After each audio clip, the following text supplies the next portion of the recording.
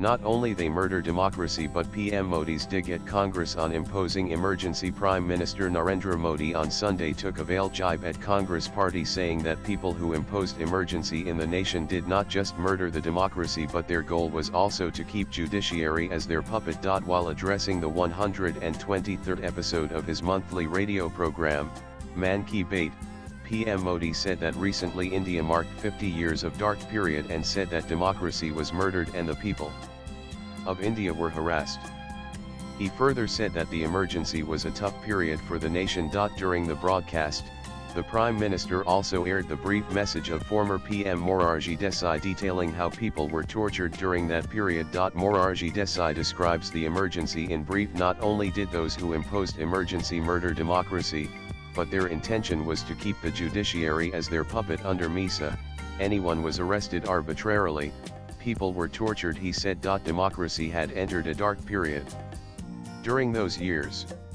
Under Misa, anyone was arrested arbitrarily, people were tortured, Indians refused to compromise on democracy.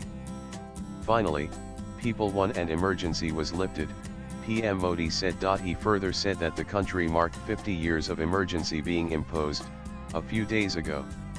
We countrymen observed Samvidhan Hatya Divas on the occasion, and we must remember those who bravely fought against emergency. This inspires us to remain vigilant to safeguard our constitution, he added. Earlier on Wednesday, the Union Cabinet passed a resolution to commemorate and honor the sacrifices of countless individuals who valiantly resisted the emergency. 50 years ago, Indian democracy faced its gravest constitutional threat: the imposition of emergency on June 25, 1975, followed by trampling over dissenting voices and suppression of civil liberties, appeared like the eclipse of a nascent democratic republic's promise with the shadow of autocratic authoritarianism. The 21-month-long censorship of the press, mass arrest, and centralization of power in the hands of an unaccountable executive marked the nadir of Indian democracy. The roots of this unprecedented move lay in a verdict delivered just weeks earlier. On June 12, 1975, the Allahabad High Court found Prime Minister Indira Gandhi guilty of electoral malpractice in her 1971 win over socialist leader Raj Narayan from Raebareli. The court disqualified her from holding office and barred her from contesting elections for 6 years.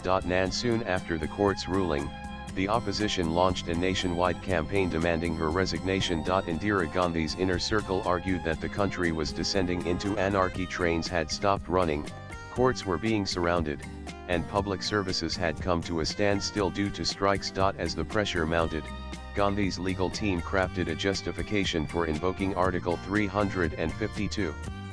Swipe left for next video, and with one stroke of the pen, democracy was suspended.